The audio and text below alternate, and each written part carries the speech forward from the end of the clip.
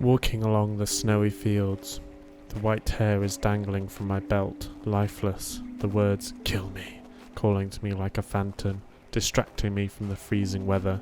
The calling subsides as I notice my nose dripping from the bitter wind. A droplet slithers down my cheek, it freezes, and I snap the ice off with my numb gloved hand. I begin to shiver as the dark draws closer, leaving a glimpse of grey light on the horizon. All I can hear is the crunching of my frozen shoes against the snowy imprints that I made in the brightness of the day. Did, I say out loud, a rabbit? I shake my thoughts from their settling place, leaving them sprawled and confused. I'm left with the reality of the bitter cold, a mile away from the warmth of my shelter.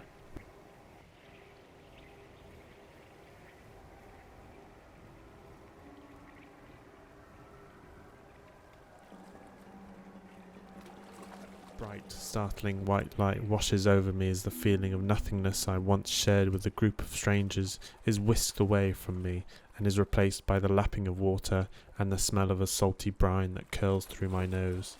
I open my eyes, then quickly cover them to protect my retinas from the glaring sunlight. Once my eyes adjust, I look down at the damp, cooling wooden boards I lie upon that alleviate me from the warming sun. They sway to and fro, rocking against the rhythm of the water. It's a deck of a boat. I've never been on a boat before. The thought fills me with excitement and energy that beams me up onto my legs. I begin stumbling side to side, trying to grasp my sea legs.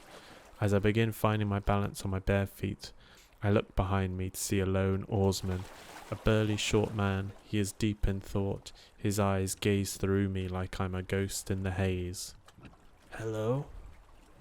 The normal greeting is croaky from my voice, but it feels natural to speak in this world. After a second or so, the ginger-bearded man with a bold, shiny head looks up at me, grunts, nods, and gets back to his vacant stare through me. "Are you a player?" I ask him, my head moving closer with intrigue. "Are you an NPC?" No response. I give off a huffed annoyance, then wave my hands out in front to try and get him to notice me, but he continues his row and his vacant stare out to the bow. I sit down quickly and loudly. The boat begins rocking heavily, dropping left and right, spitting the sea water over into the boat. I look at the oarsman. His stare remains, although I see a slight frown creasing on his brow and bearded mouth. The only sound is the slow lapping of waves and the oar gliding through the water. I continue to look at the oarsman. His creasing frown has gone back to his normal dormant look. I sigh out of boredom, then look out into the misty sea. I notice a dark outline form from the fog, slowly amalgamating into the outline of a boat. Also forming through the fog are the rings and dings of a ship bell. As the boat moves slowly, protruding through the sea fog is the blue exterior and its white bearded boatman. One steering the wooden wheel in the boat's helm, and a third man looking over to us, waving his vibrant yellow, waterproof sailor's hat. "Ahoy there!" the waving third man says. He has a Norwegian accent, but luckily clear to me. "Ahoy there, fisherman!" I wave and call back to them. "You must be the newbie," the second man says while he stops his cleaning and wrings out his mop. He wears a bright blue jacket to distinguish him from the other two men. If they didn't wear different coloured jackets, I wouldn't be able to tell the difference. "Newbie?" I question them. "A newbie to the town of Clarence, and," the captain says with a more grizzled snarl than the first two. His red jacket is duller and more worn out. "Clarence and? Our home on the banks of Forsthav." The man in the yellow waterproof continues his neck pushing past the other two as they align to the side of the boat. "A little seaside town in the country of Clarenstad. It's a great place. I'm sure Nord will get you to the docks safe and sound," the yellow waterproof man says. He begins to look along the water to the horizon behind us. I follow his gaze, but I see nothing. "I'm sorry, newbie, but we must get to our nets for the morning," he says and pushes himself back to standing instead of his lean on the side. The blue waterproof man waves in goodbye. The third rugged man nods and moves back to his wheel with a grunt. "Bye-bye, newbie," the blue waterproof man says. "Farvel, ung," the grizzled man says in a grunted snarl. I don't know Norwegian, but I'm sure it's nice. The engine rips up and begins to snarl, just like its captain, and trundles away. Njord begins to row on. Welcome to Valhalla! The yellow waterproof man shouts back to us, the words blistering through the engine. Those words come with a jolting realization that I'm not where I used to be. Bye bye, fisherman, I shout out to the boat. As the boat goes away into the big blue background, I turn my attention back to Njord. You didn't say you had a name, I say teasingly to Njord. He doesn't notice what I say and just carries on rowing through the early sea fog. I look over Njord, out to the sea we are moving into. I take a deep breath of salty vapour. The smell brings a deep memory of getting fish and chips with my mum and dad at Aberystwyth. The sun beaming down on us as we eat with wooden knives and forks, trying to fight off the seagulls.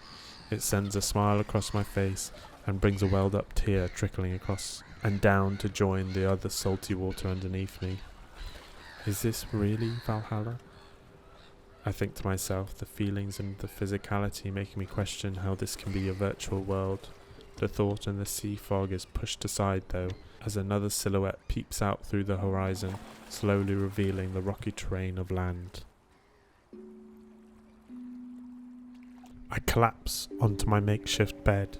The hair that dangles from my belt knocks against the wooden boxes that I propped the sleeping bag and cushioning upon.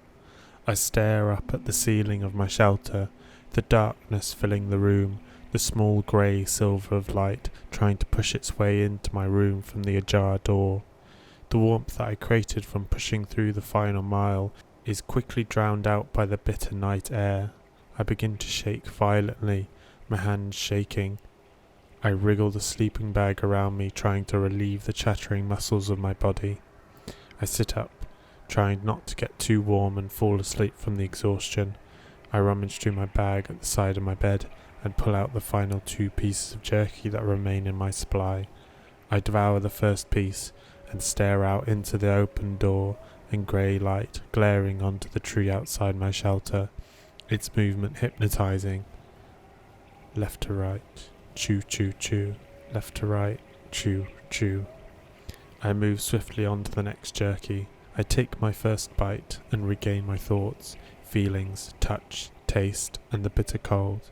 I tried to remedy that by poking the wooden door with the end of my gun that I dropped near the fire pit. I carry on eating the jerky, the stare I had now turning into blinking, the hypnotizing zoom I was engulfed from the tree ceasing as I begin to cry. I'm not cut out for this, I think to myself with a sniffle. I pick out some timber from a box to the side of me and begin lighting some at the bottom of the fire pit that sits in the middle of the hut. The fire crackles and spits its birthing voice, sparking through the cold.